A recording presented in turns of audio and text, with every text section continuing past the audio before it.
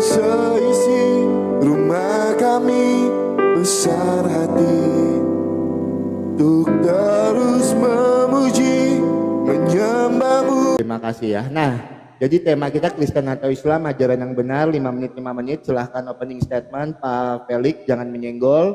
Silahkan duluan. Iya. Undang sampai Pak. 2:30 ya Pak ya. Sampai 2:30 kita ya.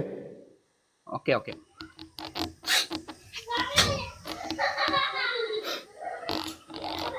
Iya, dalam opening statement saya, penonton ya, yang dicintai oleh Allah Subhanahu wa taala, terlebih dahulu saya mengucapkan ya assalamualaikum warahmatullahi wabarakatuh semuanya. Ya, semoga pada hari ini penonton saya, siapapun itu, ya diberikan kesehatan ya dan hidup yang berkah oleh Allah Rabbul Izzati wal Jalalah, yaitu Tuhan pencipta langit dan bumi. Diberikan kebahagiaan, ya, diberikan akhlak yang terpuji, ya, diberikan ya kemudahan dalam hidupnya. Dalam opening statement saya hanya mencoba untuk meyakinkan kepada seluruh penonton, siapapun dia, Islam atau Kristen, bahwasanya agama yang benar itu adalah agama yang menuhankan Tuhan yang satu. Yang kedua adalah agama yang ya menuhankan Tuhan yang betul-betul pencipta langit dan bumi. Yang kedua adalah harapan saya diskusi dengan Pak Kesaksian ini, karena mungkin ini baru pertama kali pekaan sama dia, ya. Harapan saya adalah diskusi dengan menggunakan akhlak. Itu akhlak. Yang kedua adalah kejujuran. Karena saya yakin semua agama mengajarkan akhlak dan budi pekerti yang luhur. Yang kedua, saya pun yakin bahwa seluruh agama mengajarkan tentang kejujuran. Karena tujuan berapologet itu bukan untuk saling memaksakan ya, bukan untuk saling memaksakan untuk ya memeluk agama tertentu. Karena dalam Islam pun dikatakan lakum dinukum waliyadin, bagimu agamamu dan bagi kami agama kami. Yang kedua, Islam mengajarkan la ikraha fiddin katabayyana rusdu minal ghai. Tidak ada paksaan dalam memeluk agama Islam. Berarti jelas tujuan kita di sini adalah mengedukasi. Kenapa kemudian? Karena teman-teman kita dari Kristen yang buka komal-komal juga dalam rangka ada sebagian di antara mereka yang mencoba masuk ke dalam Al-Qur'an, menjelaskan Al-Qur'an tanpa data, menjelaskan Al-Qur'an dengan cara yang tidak benar. Nah, inilah tujuan kami berapologet, ya. Mengajak kepada teman-teman kita dari Kristen untuk kita diskusikan sama-sama siapa Tuhan yang betul-betul yang layak disembah, siapa Tuhan yang betul-betul layak dikatakan sebagai pencipta langit dan bumi, ya. Ya, tentunya dengan mencerdaskan ya kehidupan bangsa. Ya, silakan opening statement kedua dari Anda. 5 menit. 5 menit ya. Masih panjang Pak waktunya Pak. Masih 2 menit lebih. Silakan dilanjutkan dulu. Oh iya, saya kira 5 menit kita bagi 2 dalam opening statement, ternyata ya oke.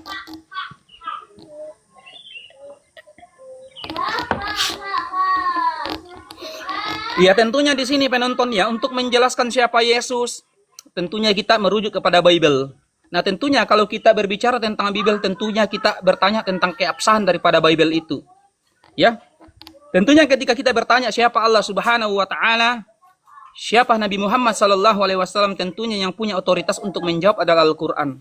Sama kemudian dengan ya kekristenan. Ketika kita bertanya tentang siapa Yesus, apa tujuannya diutus, tentunya yang punya otoritas menjawabnya adalah Bible itu sendiri. Maka disinilah tempatnya kita membuktikan dengan menggunakan 2 referensi Al-Qur'an dan hadis. Nah, kalau kekristenan adalah Bible, ya. Tentunya dengan kami di sini berusaha memberikan referensi ya. Mudah-mudahan Islam di sini semakin kuat imannya ya. Semakin kuat imannya, semakin berpegang teguh kepada berpegang teguh kepada tauhid ya. Berpegang teguh kepada Al-Qur'an dan hadis. Karena apa? Al-Qur'an itu zalikal kitabul la raiba fihi hudal lil muttaqin. Tidak ada keraguan di dalamnya. Ya, apa yang disampaikan dalam Al-Qur'an, al-haqqu mir rabbika fala takunanna minal mumtarin. Janganlah kalian ragu-ragu ya. Karena apa? Semua yang ada dalam Al-Qur'an itu semuanya firman Allah Subhanahu wa taala, murni firman Allah Subhanahu wa taala. Nah, untuk memahami Al-Qur'an ini tentunya kita tidak punya otoritas untuk menafsirkan. Yang punya otoritas menafsirkan Al-Qur'an adalah para ulama-ulama mujtahid. Tentunya kami di sini hanya punya kapasitas untuk apa? Menjelaskan daripada apa yang disampaikan oleh ulama-ulama mujtahid. Beda kemudian dengan agama-agama lain, ya. Ya, kitab-kitab agama lain itu, ya, pertama, ya, terkadang dijelaskan oleh, ya, pemikiran masing-masing. Ya, terkadang seperti itu kalau saya menghadapi teman-teman kita dari Kristen, ya terkadang menyampaikan narasi-narasi yang berasal dari dirinya sendiri. Oke, demikianlah opening statement saya. Terima kasih. Assalamualaikum warahmatullahi wabarakatuh. Ala manittabal huda.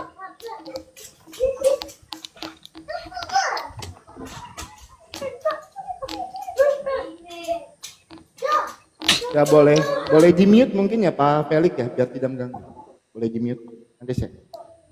Oke, buat teman-teman semua, shalom, selamat sore, Tuhan Yesus memberkati kita semua. Terpaksa kita harus live pakai akun Kesaksian Kristen 02 ya teman-teman ya. Karena apa? Akun utama kita masih kena tombak sampai besok malam.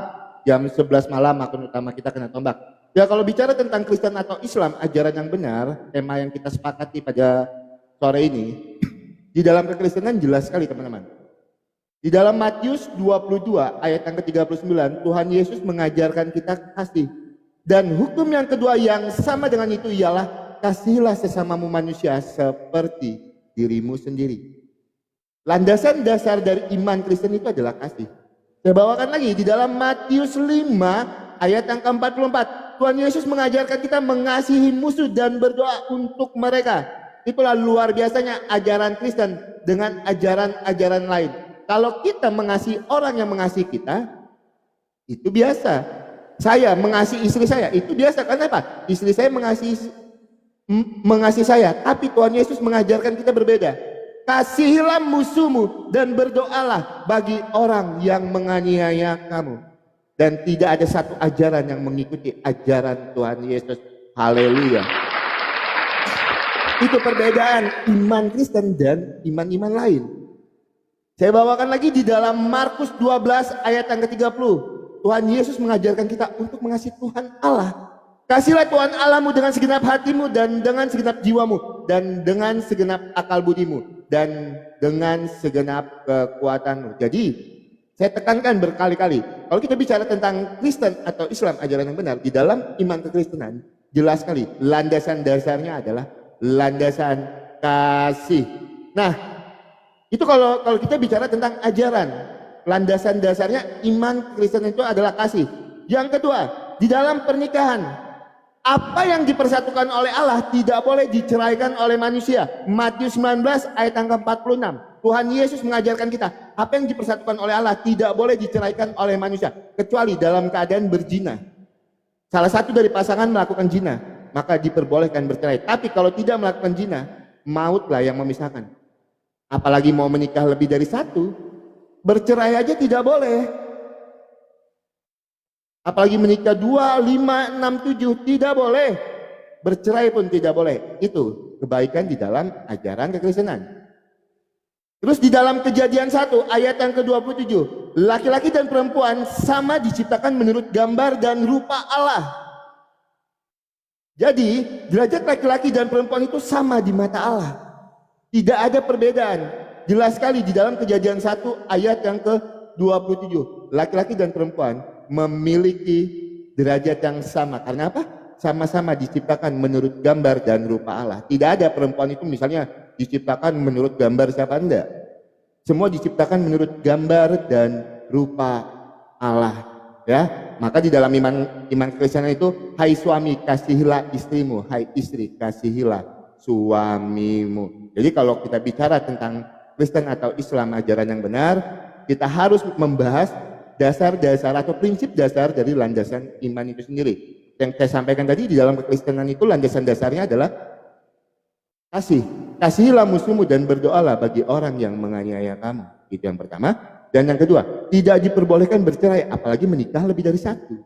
Tidak boleh di dalam iman kekristenan itu menikah lebih dari satu, itu tidak boleh. Saya tidak tahu kalau memang ada ajaran lain yang memperbolehkan, tapi di dalam iman kekristenan tidak diperbolehkan. Apa yang dipersatukan oleh Allah tidak boleh diceraikan oleh manusia, kecuali dalam keadaan salah satu pasangan yang melakukan zina, maka diperbolehkan untuk bercerai.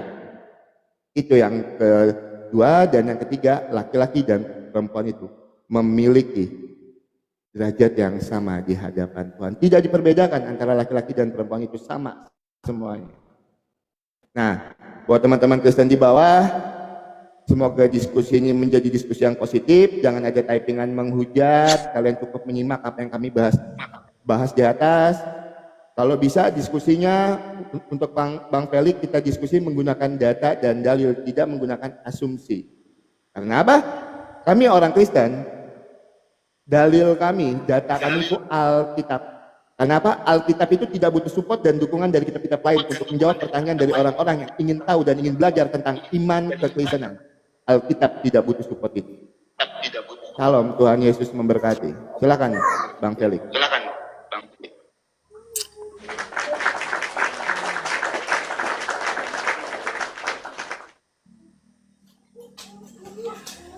Ya, terima kasih atas apa yang disampaikan oleh Pak kesaksian tadi. Ya, bagaimanapun juga itu adalah iman dari teman kita dari Kristen. Ya. Pertama, saya menanggapi tadi tentang masalah menikah lebih dari satu. Karena ini kayaknya memuncak di situ daripada narasi daripada teman kita tadi. Di sini, kenapa Allah Subhanahu wa Ta'ala membolehkan menikah lebih dari satu dalam Islam? Kenapa? Allah itu lebih tahu ya ciptaannya. Karena dialah yang mencipta, berarti Allah yang lebih tahu ciptaannya. Kenapa masna wa sulasa wa ruba'a, sebagaimana dalam surah An-Nisa ayat 3 itu, menikahlah kalian 2, 3 sampai 4, ya. Karena apa? Allah sangat tidak menyukai perbuatan yang keji dan mungkar. Apa perbuatan keji dan mungkar? Itu adalah zina. Makanya Allah lebih memilih untuk membolehkan hambanya menikah daripada lebih dari satu. Kenapa? Untuk menghindari zina. Tapi adakah kemudian, adakah kemudian pernikahan itu hanya atau dilakukan beserampangan seperti itu? Saya saja penonton ya. Saya itu mulai tahun 2007, saya belajar agama memahami tentang poligami. Bahkan pernah saya ingin berpoligami. Akan tetapi saya teringat sambungan ayat itu mengatakan jika kamu takut tidak bisa berlaku adil, maka cukup satu. Inilah yang kami pegang sehingga kami takut berpoligami walaupun pada dasarnya Allah membolehkan. Yang kedua adalah dalam Al-Qur'an dijelaskan ya. Dengarkan, simak perempuan-perempuan muslim supaya jangan salah paham. Yang kedua, Allah mengatakan dalam Al-Quran, ya ayyuhalladzina amanu wa la takhunu amanatikum wa antum ta'lamun. Hai orang-orang yang beriman, janganlah engkau mengkhianati Allah dan Rasulnya. Siapa mereka yang mengkhianati Allah dan Rasulnya? Wa'lamu annama amwalukum wa auladukum fitnah.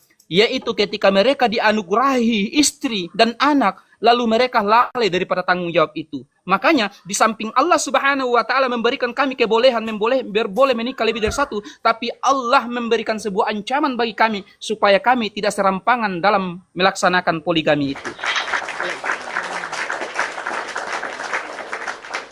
Betul sekali. Berbicara tentang perempuan dimuliakan. Rasulullah Sallallahu Alaihi Wasallam sebelum diutus di kota Makkah pada saat itu, perempuan Taub di kota Makkah dalam keadaan telanjang. Kafir Quraisy ketika melahirkan anak perempuan, mereka dianggap ya aib, bahkan perempuan itu dikubur hidup-hidup. Maka diutuslah Rasulullah Sallallahu Alaihi Wasallam untuk apa? Untuk mengangkat derajat perempuan. Anak perempuan mulai dibiarkan hidup, anak perempuan mulai dimuliakan, anak perempuan Taub di kota Makkah tidak dibiarkan dalam keadaan telanjang. Luar biasa Rasulullah Sallallahu Alaihi Wasallam. Ya, kan Rasulullah Sallallahu Alaihi Wasallam mengajarkan kepada kami para laki-laki, para ayah, para bapak. Rasulullah mengatakan dalam sebuah hadis yang sangat mutawatir, hadis riwayat Muslim. Di situ dikatakan, akmalul mu'minina imanan ahsanamu khulukan.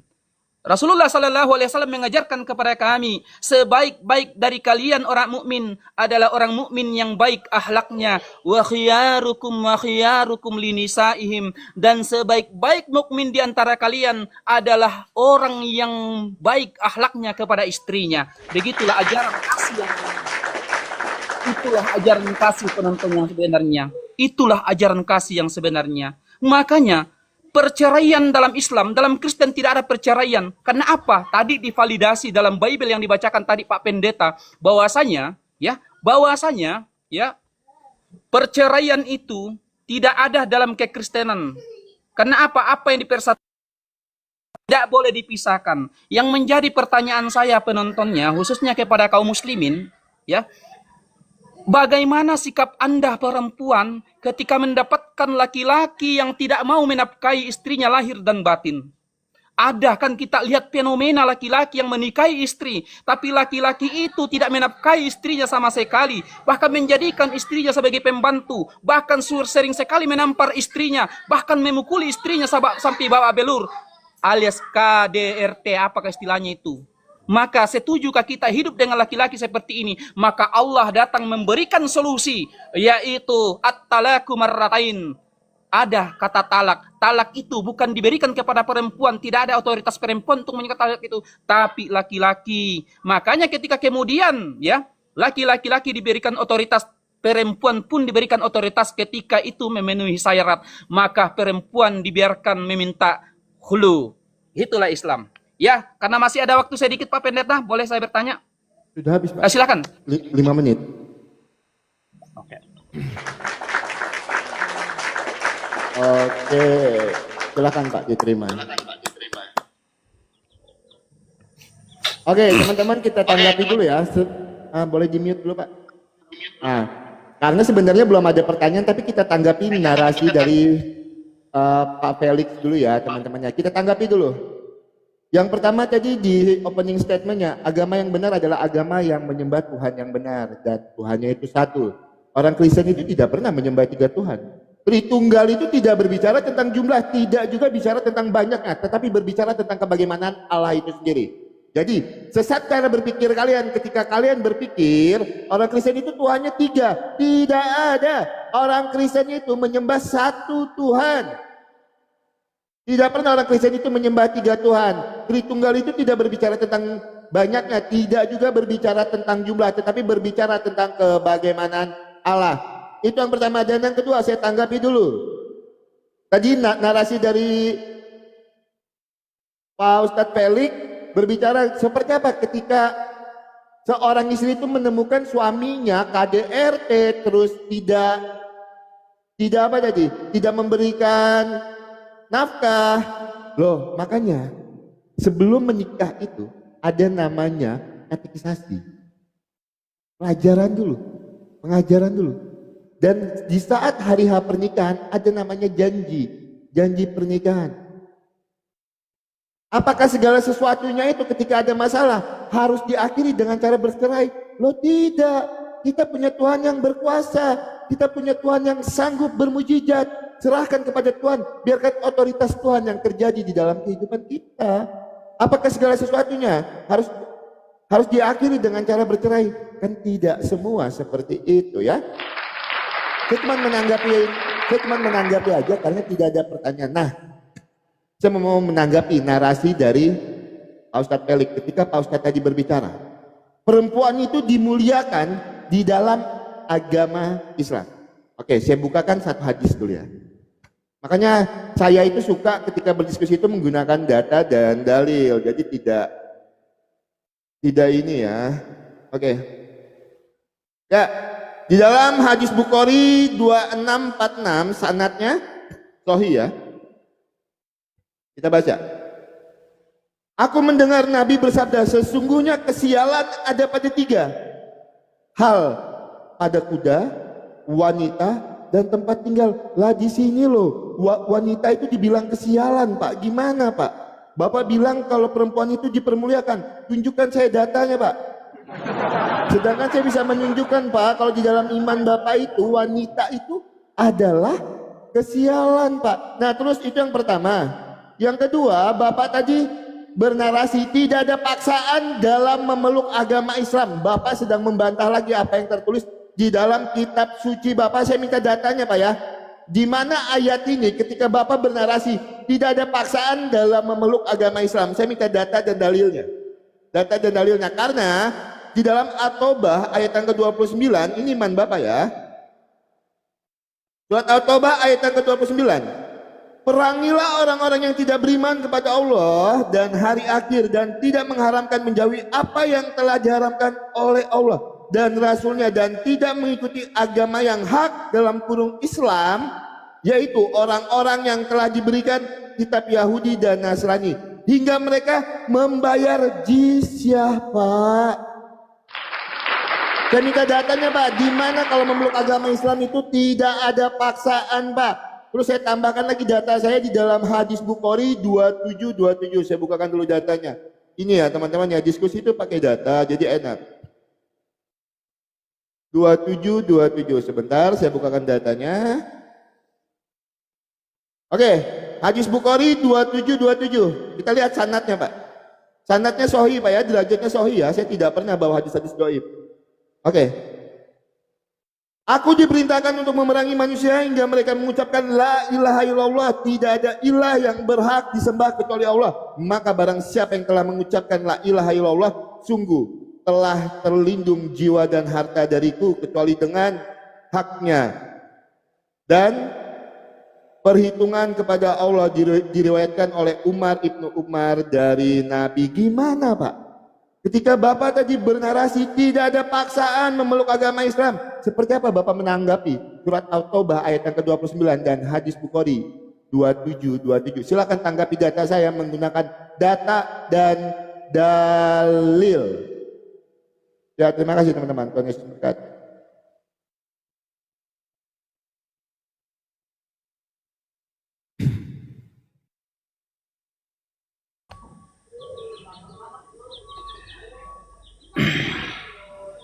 Jadi kencangkan tap-tap layarnya penonton ya, biar komal kita tidak goyang. Yang kedua adalah teman-teman Islam yang ada di bawah, tappingan yang positif aja ya. Karena tunjukkan kalau kita ini adalah umat yang mulia dan dimuliakan oleh Allah Subhanahu wa taala, penonton ya. Jadi apa yang dinarasikan tadi oleh Bapak tadi tentang perempuan ya. Ya, di sini dalam Islam itu walaupun syariat perceraian itu ada, tapi bukan berarti bercerai serampangan. Makanya di situ dikatakan at-talaku marratain. Talak itu 3 kali fase ya. Tidak perlu dijelaskan seperti inilah karena saya rasa Islam sudah paham. Yang kedua, saya menanggapi tentang surah At-Taubah di situ. Perangilah mereka sampai mereka beriman kepada Allah Subhanahu wa taala, sampailah takunu fitnah, sampai tidak ada lagi fitnah. Di situ ayat-ayat perang itu, perangilah di situ. Kenapa ada kata kital di situ? Kital itu, ya. Kenapa huruf kopnya itu ada kakinya? Karena itu adalah imbuhan. Kita boleh dibiarkan berperang oleh Allah Subhanahu wa taala ketika kita diperangi. Sehingga tidak ada fitnah. Kata sehingga tidak ada fitnah di situ adalah sehingga Islam itu jangan terkesan lemah. Ya. Yang kena itu. Nah, makanya perang dalam Islam itu sifatnya defensif. Ya bukan ofensif. Nah buktinya yang selama ini memulai perang siapa? Gitu penonton ya. Gitu penonton. Buktinya nggak perlu kita maju ke situ. Kalau kita membuka-buka ayat tentang kekejian dalam Al-Quran. Nah bagaimana dengan ini? Oke. Kita buka ya. Bagaimana dia menunjukkan, sebenarnya sih saya tidak mau masuk ke situ penonton. Sebenarnya saya tidak mau masuk ke situ, tapi karena Pak Pendeta ini memaksakan saya masuk ke situ, maka oke lah, saya juga masuk ke situ. Ya. Malah dalam Bible lebih jahat lagi penontonnya. Ya, dilihat penonton ya. Didengarkan penonton ya. Dilihat.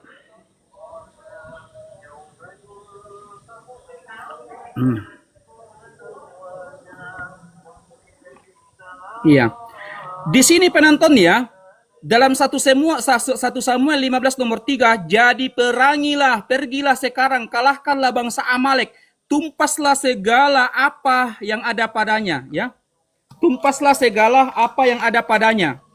Ya, di situ tumpaslah segala yang ada padanya dan janganlah ada belas kasihan kepadanya. Jangan ada belas kasihan kepadanya, bunuhlah semuanya, laki-laki, perempuan, anak-anak, maupun anak-anak yang menyusui. Bayangkan, anak yang menyusui pun ditumpas, dibunuh. Maupun anak-anak yang menyusu, lembu, maupun domba, unta, dan keledai. Astaghfirullahaladzim. Ini, kalau kita merujuk ke dalam Al-Quran, justru kata qatalu di situ, artinya Islam boleh berperang ketika diperangi. Sementara dalam 1 Samuel secara eksplisit di sini, bunuhlah mereka, tumpaslah segala yang ada padanya dan janganlah ada belas kasihan penonton. Jangan ada belas kasihan kepadanya. Bunuhlah semuanya, laki-laki maupun perempuan, anak-anak yang menyusu, lembu maupun domba dan unta, semuanya ditumpas dengan cara yang keji. Nauzubillahi min zalik. Ya. Ya, kalau dia membuka tadi tentang apa ya penonton, tentang masalah perempuan tidak dimuliakan. Nah, ini juga ya. Ya, ini juga perempuan. Ya. Dalam Amsal 7:16 nomor 20, aku sudah menyiapkan tempat tidur dengan kain yang indah berwarna-warni dari Mesir, juga mengharumkan dan dari nurha gaharu dan kayu manis. Mari kita bercinta sampai puas hingga pagi dan bersenang-senang menikmati birahi. Karena suamiku tidak ada di rumah. Bayangkan, ini ajaran Kristen, ya. Ya, marilah kita memuaskan birahi karena suamiku tidak ada di rumah. Karena suamiku tidak ada di rumah, dia tidak akan pulang sebelum akhir bulan karena dia membawa sangat banyak uang untuk mengurus sesuatu di tempat. Bayangkan, kalau Anda bongkar Al-Quran seperti itu, Pak, saya juga bisa membongkar seperti itu, tapi saya sih tidak mau masuk segitu sebenarnya. Saya sebenarnya tidak mau masuk ke situ. Saya fokus hanya kepada hal yang positif, penonton. Tapi Pak Pendeta ini yang mulai mengajak saya masuk ke situ. Masih banyak lagi data. Kalau saya hanya kembali kepada titik nol saja. Membahas tentang konsep yang positif. Supaya penonton bisa teredukasi. Tapi apalah daya saya harus tetap menjawab atau membalas sesuai apa yang diberlakukan kepada saya. Karena waktunya habis, kita tanggapi teman-teman. Ya, kita tanggapi. Ya, inilah ya. Oke, silakan Pak. Ya, buat teman-teman tap layar ya teman-teman ya, biar room ini kuat supaya nanti malam kita aman diskusi sama Jumanya ya. Oke, boleh di ini Pak ya, boleh di mute. Oke, teman-teman, kita bawakan dulu ya satu ayat beliau itu ya. Pak, di dalam 1 Samuel 5 ayat 3, di mana di sini Tuhan yang memerintahkan, Pak? Ini adalah perintah Raja Herodes, bukan Tuhan. Raja Herodes yang memerintahkan ini, Bapakku, bukan Tuhan. Makanya baca Alkitab itu jangan dipaksakan untuk menjatuhkan iman kekristenan. Coba buktikan dulu di dalam 1 Samuel 15 ayat yang ketiga ini, kalau Tuhan yang memerintahkan ini semua. Coba buktikan dulu pakai data. Di mana? Ini yang memerintahkan Raja Herodes, bukan Tuhan. Astaga naga. Ya teman-teman ya, itu jangan dicomot-comot terus ditambah-tambah. Tidak ada Tuhan memerintahkan kami di situ, Pak. Oke, teman-teman, itulah ya. Jadi kebiasaan gini kan. Ketika kita membukakan datanya, padahal itu dari narasinya sendiri, tapi dia tidak sanggup menunjukkan data dan dalilnya. Di mana datanya? Kalau Bapak berbicara tadi, tidak ada paksaan dalam memeluk agama Islam. Sebutkan saya datanya. Sedangkan saya menunjukkan 2 data tadi, Pak. Mana data Bapak? Itu, tolong ya, Pak, tolong di mute boleh Pak ya. Ketika Bapak berbicara kan saya mute juga tadi ya. Siap. Oke, nah saya minta data dan dalilnya Pak. Tidak ada paksaan di dalam memeluk agama Islam. Padahal saya tunjukkan 2 data tadi. Terus Bapak balikan di dalam 1 Samuel 15 ayat yang ketiga. Di situ bukan perintah Tuhan, tetapi perintah Raja Herodes. Ya, nah saya mau Bapak menanggapi ya. Terus Pak, saya mau tambahkan Pak ya, masalah wanita tadi Bapak itu tidak menjawab juga menggunakan data dan dalil. Sekarang saya tambahkan lagi Pak. Masalah wanita itu di dalam iman Bapak, tolong tanggapin saya pakai data dan dalil Pak. Seperti saya menanggapi Bapak tadi ya. Oke, di dalam Abu Daud 603.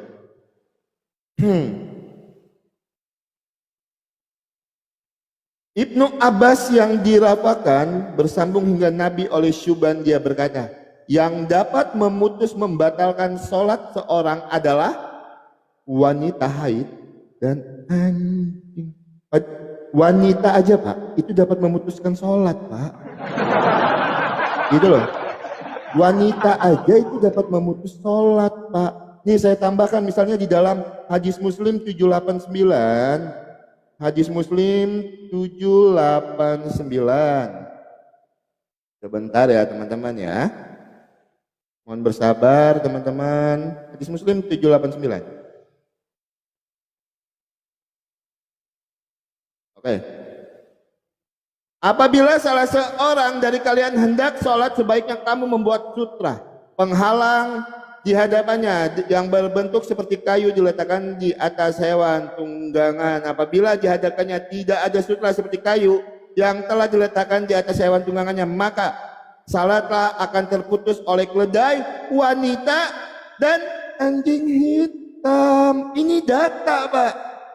Ini sumbernya iman Bapak. Tolong Bapak sanggah semua data saya menggunakan data.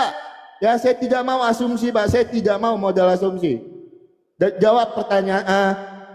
Data saya menggunakan data ya Pak ya. Dan tunjukkan di dalam 1 Samuel 15 ayat yang ketiga. Di situ yang memerintahkannya Tuhan, bukan Raja Herodes. Tunjukkan saya datanya. Pertanyaan saya. Islam kan mengikuti suri teladan Nabi Muhammad. Saya cuma minta satu aja Pak. Tunjukkan saya data dan dalilnya Pak.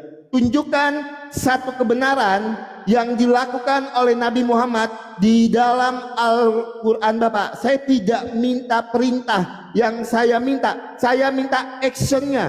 Kalau di dalam Alkitab Tuhan Yesus tertulis memberi makan 5.000 orang. Itu action. Yang saya minta dengan Bapak data dan dalilnya. Tunjukkan satu kebenaran yang dilakukan oleh Nabi Muhammad di dalam Al-Quran atau hadis Bapak. Silakan. Saya minta data dan dalil. Saya tidak mau menggunakan website. Saya minta hadis dan Al-Quran Bapak. Tunjukkan satu kebenaran yang dilakukan oleh Nabi Muhammad dan bantah data-data saya tadi Pak. Silakan Pak. Oke teman-teman Kristen, bantu di tap-tap layar ya teman-teman ya. Memang berat Pak, tapi tidak apa-apa. Bapak tetap semangat.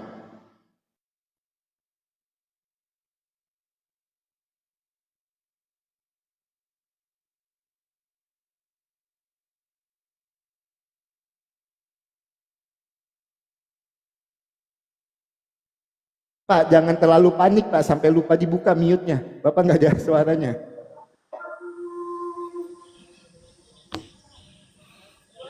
Kucium dulu kamu. Ya, diskusi kita ini mungkin karena baru pertama diskusi dengan Pak kesaksian, makanya diskusinya lari kemana kesana kemari nih Pak diskusi. Tapi nggak apa-apa lah, kita layani saja.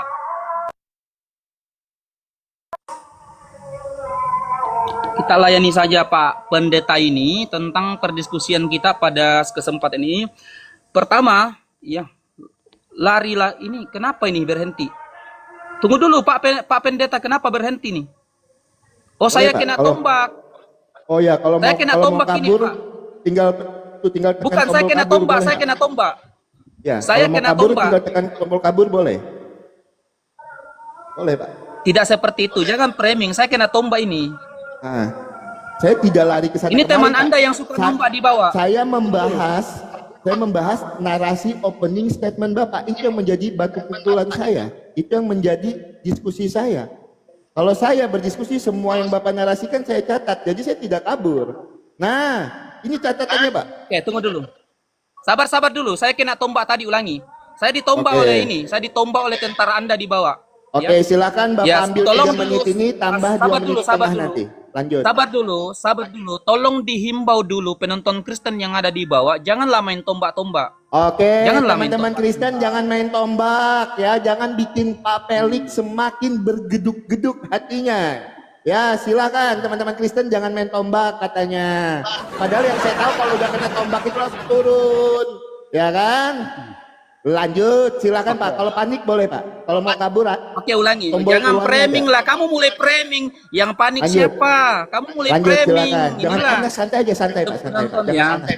Penonton, Oke. inilah Kristen kalau sudah mulai kalah penonton, yang ditunjukkan adalah framing. Ulangi dulu. Ini waktu saya sebenarnya ini sudah kurang Oke, ini. boleh dibatalkan matchnya Pak. Silakan Pak, dibatalkan matchnya. Monggo. Ya. Kembali tinggalkan mic dulu. Ya, Ya. tinggalkan. Nah, boleh Jangan diulang ya, Pak di ya. sini penonton ya. Kalau Oke, Kristen itu sudah mulai Pak, panik. curhatnya nanti Pak. Curhatnya nanti Kalau aja. Kristen itu Dimulai. sudah mulai panik penonton ya, beginilah kalau sudah mulai panik ya. Oke, Sudah mulai silakan. framing ya. Nampak Silakan, di Pak. wajahnya itu, framing-framing. Silakan kirim. Sudah, Pak. Sudah. Silakan diterima. Oke. Gimana? Lanjut, silakan. Begini penonton ya. Andalan Oten itu kalau sudah mulai terpojokkan, pertama mulai jalan pasukan Romawinya dibawa, yang kedua mulai framing ya, mulai melanggar peraturannya itu akhlak dikedepankan. Nah, ya akhlak katanya dikedepankan. Nih mulai dia framing ya. Iya. Oke lah penonton ya. Dalam Islam itu tentang sutra itu tidak ada paksaan, itu sunnah penonton. Adakah kemudian orang sholat tanpa sutra itu tidak diterima sholatnya? Nih, orang-orang Kristen, ya, orang-orang Kristen itu kenapa saya tidak perlu tunjukkan data? Yang dikritik adalah sesuatu yang tidak bermanfaat, penonton. Masalah sutra, ya, masalah sutra saja dikritik, masalah haid saja dikritik. Ini apa ini masalah haid? Apakah Kristen mengajarkan cuma selangkangan? Ya, masalah haid perempuan pun kritik. Jelas. Kenapa kemudian perempuan itu tidak dianjurkan untuk sholat? Karena dia tidak suci. Orang yang menghadap kepada Tuhannya, adalah orang yang suci dari hadat kecil, hadat besar. Beda dengan kalian, masuk gereja, kentut di gereja, ya bawa darah dalam gereja, darah haid. Nah, itulah kalian. Beda. Beda. Mau kentut, mau berak dalam ini boleh. Boleh. Ya. Islam itu tidak dianjurkan, itu kemudahan bagi para wanita, ya. Yang kedua masalah sutra kamu singgung. Adanya kalian Kristen ini yang disinggung masalah-masalah cabang saja enggak mutu untuk dihadapi. Orang profesional diajak diskusi, ternyata yang disinggung di sini adalah ya selangkangan. Pertama tadi masalah selangkangan. Masalah kesini selangkangan yang disinggung. Apanya ini Kristen diajak diskusi selangkangan mulu yang disinggung, aduh ketawa saya lihat ini. Penonton seperti ini kualitasnya ya.